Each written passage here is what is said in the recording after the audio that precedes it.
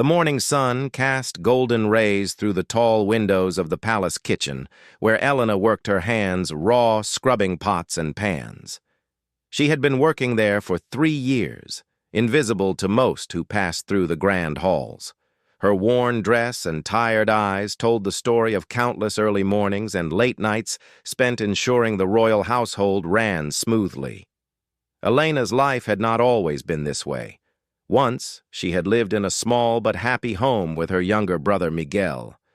Their parents had passed away when she was 17, leaving her to care for Miguel alone.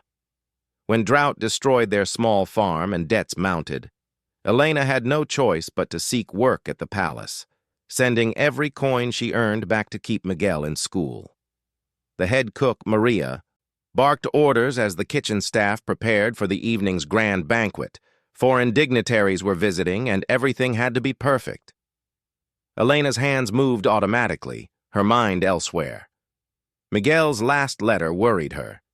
He had written about feeling unwell, but she couldn't afford to visit him or pay for a proper doctor. As she carried a heavy tray of polished silver through the servants' corridor, Elena's foot caught on an uneven stone. The tray crashed to the floor with a sound that echoed through the hallway like thunder. Silver forks and spoons scattered everywhere. Elena fell to her knees, not from the impact, but from the weight of knowing this mistake might cost her everything. Prince Alexander heard the crash from the nearby study, where he reviewed diplomatic papers. Unlike his younger siblings who reveled in palace luxury, Alexander often felt suffocated by protocol and pretense. At 25, he carried the burden of being heir to the throne with a heavy heart. He stepped into the corridor to investigate the noise. What he saw stopped him in his tracks. A young woman knelt among scattered silverware, her shoulders shaking with silent sobs. She wasn't crying over the mess, but seemed to carry a deeper sorrow. Something in her despair touched him profoundly. Elena looked up through her tears and gasped. The prince himself stood before her. She tried to stand, to curtsy, to apologize, but her legs wouldn't cooperate. The weight of her brother's illness, her exhaustion, and now certain dismissal from her position crushed her completely. Alexander had seen many servants in the palace, but something about this young woman's genuine anguish moved him. He knelt beside her, ignoring protocol that demanded he maintain his distance from staff. His guards, following at a respectful distance, exchanged shocked glances. Elena finally found her voice, though it trembled. She explained about dropping the silver, about how she would understand if she was dismissed. But as she spoke, the dam broke completely. Words tumbled out about Miguel, about his mysterious illness, about how she couldn't afford medicine or doctors, about working every possible hour to save money that was never quite enough. The prince listened without interrupting. He had grown up surrounded by people who wanted something from him, who calculated every word for maximum advantage. But this woman didn't even seem to remember she was speaking to royalty. Her pain was raw, real, and deeply human. When Elena realized she had been rambling to the prince, mortification washed over her. She pressed her hand to her mouth, eyes wide with horror at her breach of conduct. But Alexander raised his hand gently to stop her apologies. He helped her gather the scattered silver, an action that would have scandalized the court had they seen it. As they worked side by side in the dim corridor, Alexander made a decision that surprised even him. He had spent years feeling powerless despite his position, unable to make real differences in people's lives due to politics and protocol. But here was someone he could actually help. Standing with the restored tray between them, Alexander spoke quietly but firmly. He promised Elena that her brother would receive the best medical care the kingdom could provide. He would send the royal physician himself if needed. The surprise and disbelief in her eyes gradually transformed into a hope so profound it took his breath away. Elena tried to refuse, saying she couldn't accept such generosity, that she had no way to repay such kindness. But Alexander insisted, telling her that true nobility meant using power to help those who needed it most. He instructed her to write down her brother's location and condition, promising that help would arrive within days. As news of the prince's unconventional promise spread through the servants' quarters that evening, whispers flew like sparrows through the palace halls. Some said the prince had lost his mind, others that Elena must have bewitched him. But Maria, the head cook who had watched Elena work herself to exhaustion day after day, simply nodded knowingly. Sometimes, she thought, the universe puts people exactly where they need to be. Elena returned to her duties with renewed energy, though her mind struggled to process what had happened. The prince, heir to the throne, had knelt beside her on the cold stone floor. He had listened to her troubles as though they mattered. Most incredibly, he had promised to help without asking for anything in return. That night, as she lay on her narrow bed in the servants' quarters, Elena allowed herself to hope for the first time in months. She whispered a prayer of gratitude into the darkness, unaware that in his grand chambers above, Prince Alexander stood at his window, looking out at the kingdom he would one day rule, feeling more purposeful than he had in years. True to his word, Prince Alexander dispatched the royal physician, Dr. Fernandez, to examine Miguel within 2 days. Elena received a letter from her brother expressing amazement at the sudden arrival of such an esteemed medical professional. The doctor diagnosed a treatable lung condition that had been worsening due to lack of proper care. With the right medicines and rest, Miguel would recover completely. Elena could barely contain her joy as she worked in the kitchen. Her steps were lighter, her smile genuine for the first time in months. Maria noticed the change immediately and patted Elena's shoulder with approval. The other servants watched her with a mixture of envy and curiosity, wondering what made her so special to deserve the prince's attention. Meanwhile, Alexander found himself thinking about the young woman in the kitchen more than he cared to admit. Her honesty had refreshed him like cool water in a desert of flattery and falsehood. He began taking his evening walks through parts of the palace he had previously ignored, hoping for glimpses of her going about her duties. Royal protocol dictated that the prince should not interact with servants beyond giving orders. But Alexander had already broken that rule, and found he had little patience for it now.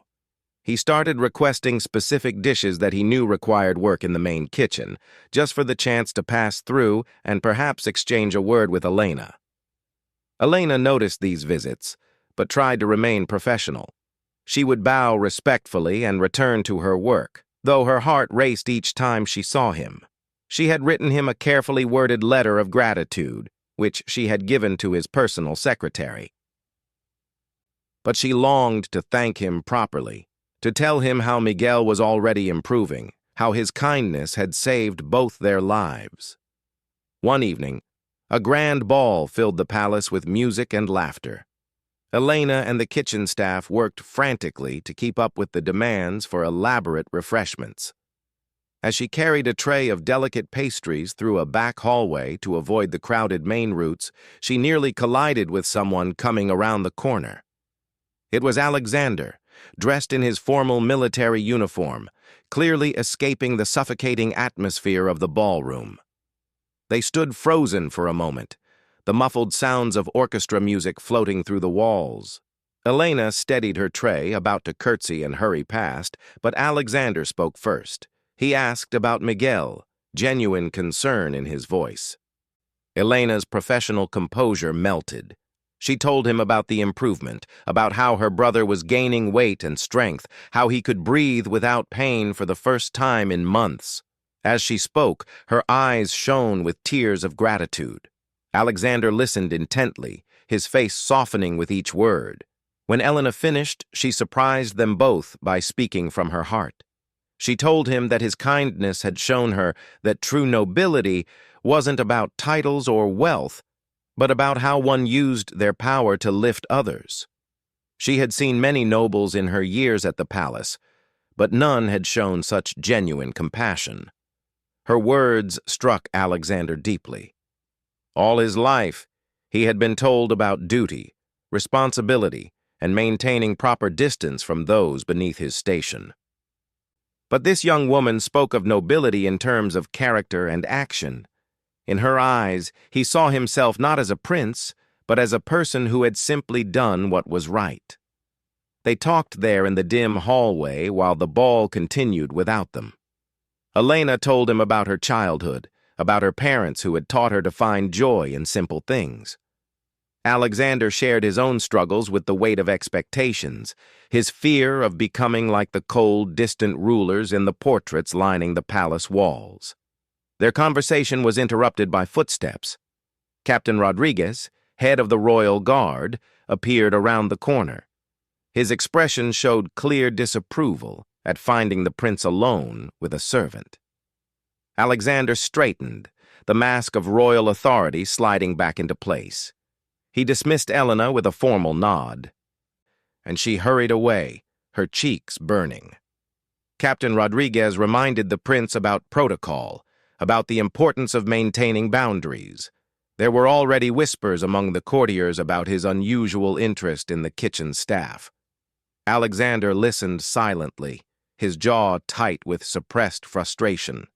When the captain finished, Alexander returned to the ball, but his heart remained in that quiet hallway. Elena returned to the kitchen, where Maria took one look at her flushed face and pulled her aside. The older woman had worked in the palace for 30 years and had seen enough to recognize danger when it approached. She warned Elena gently but firmly about the impossibility of anything between a prince and a servant. Such stories existed only in fairy tales, not in the real world of politics and rigid social hierarchy. But fate has a way of ignoring human boundaries. The next week, Elena received news that changed everything. Miguel's doctor had recommended specialized treatment in the capital, something that would cost far more than Elena could ever afford. Just as despair threatened to return, a royal messenger arrived at the servants' quarters with a sealed envelope bearing the prince's personal crest.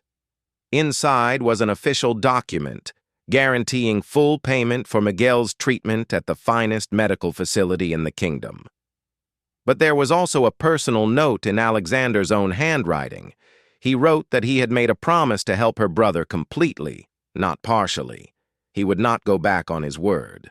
Elena clutched the letter to her chest, overwhelmed by this continued generosity. Other servants crowded around, trying to glimpse the royal seal, whispering among themselves. Some were happy for her good fortune, others bitter with jealousy. But Elena barely noticed. Her mind was full of wonder at the prince who kept his promises and treated a kitchen maid's troubles as worthy of royal attention.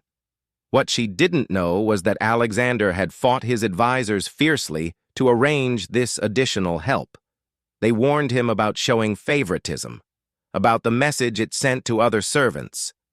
But Alexander had stood firm, using his royal authority in a way he rarely did. For the first time in his life, he felt he was using his position for something that truly mattered. As Elena prepared for a brief leave to settle Miguel in the capital's medical facility, she wondered how she could ever repay such kindness. She didn't yet understand that Alexander wanted no repayment. In her genuine gratitude, her honest character, and her simple joy at her brother's recovery, he had found something precious that all his wealth couldn't buy.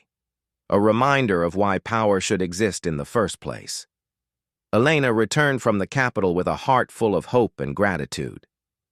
Miguel was responding wonderfully to treatment, and the doctors were optimistic about his complete recovery. As she resumed her duties in the palace kitchen, she carried herself with new confidence, though she remained humble and hard-working as always. Prince Alexander had missed her presence more than he expected during her week-long absence. The palace felt dimmer somehow, though nothing had physically changed. He found himself making excuses to visit the kitchen wing, each time hoping to catch a glimpse of the young woman who had unexpectedly brightened his world. Their encounters became a delicate dance of stolen moments and careful words. Alexander would pause to inquire about Miguel's progress, and Elena would share updates with barely contained joy.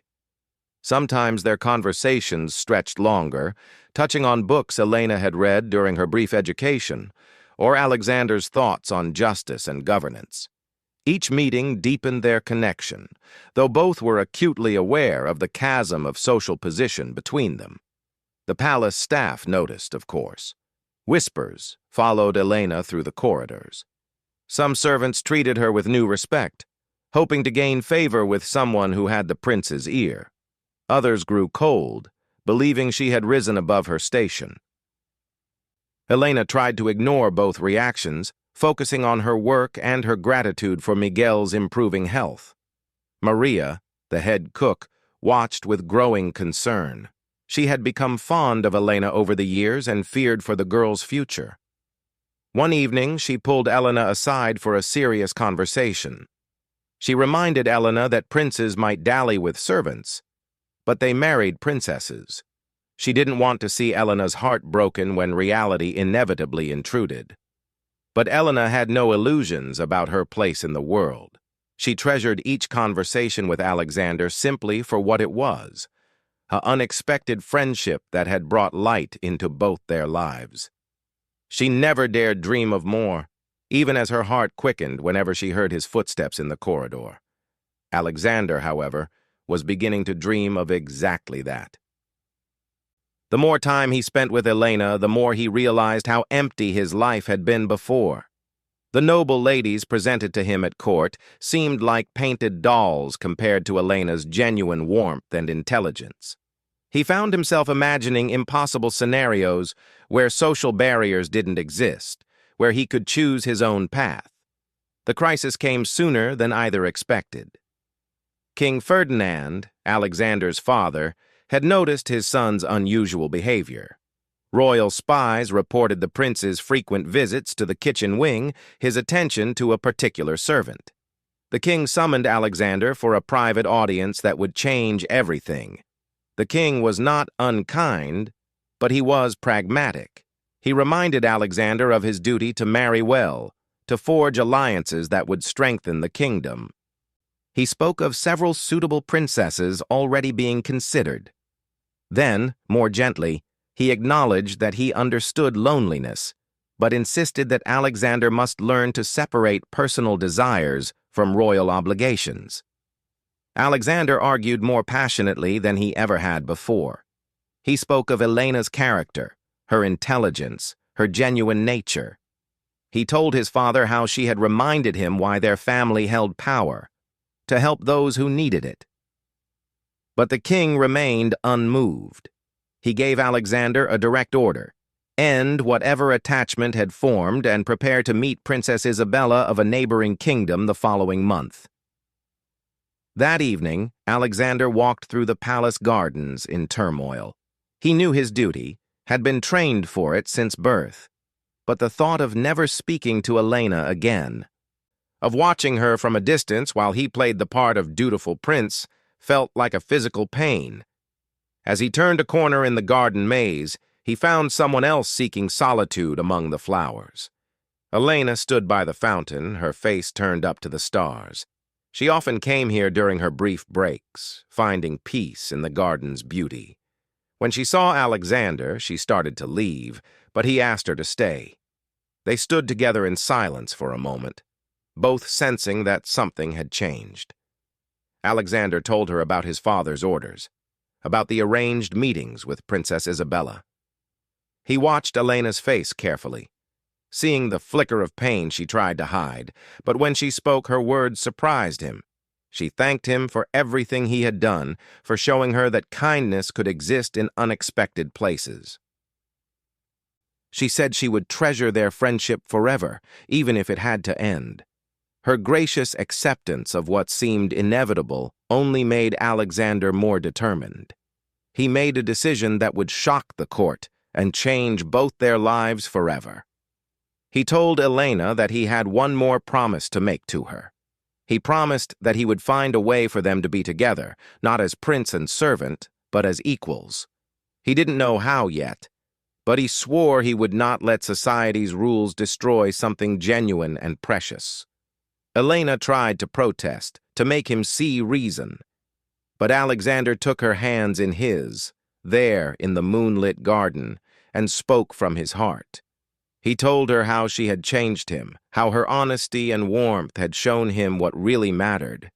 He didn't want to be a king who ruled from cold distance.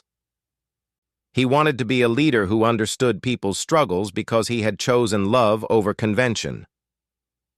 The next months were difficult. Alexander met with Princess Isabella as ordered, but he made it respectfully clear that no marriage alliance would be formed. He began working with progressive members of the court to draft new laws that would reduce the rigid social barriers in the kingdom. He spoke publicly about merit over birthright, about the value of character over titles. The king was furious at first, but Queen Sophia, Alexander's mother, proved an unexpected ally. She had married for duty and found love later, but she wanted something different for her son. She worked quietly behind the scenes, softening the king's stance and building support among influential nobles who respected Alexander's vision for a more equitable kingdom. Elena, meanwhile, continued her work with quiet dignity. She refused to hide or be ashamed of the prince's attention. When noble ladies whispered behind their fans or servants, gave her hostile looks, she held her head high. She had done nothing wrong except be herself, and she would not apologize for that.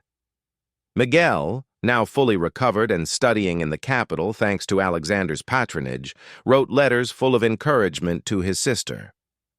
He had met the prince during one of Alexander's visits to check on his progress and had been struck by the genuine care in the royal's eyes when he spoke of Elena.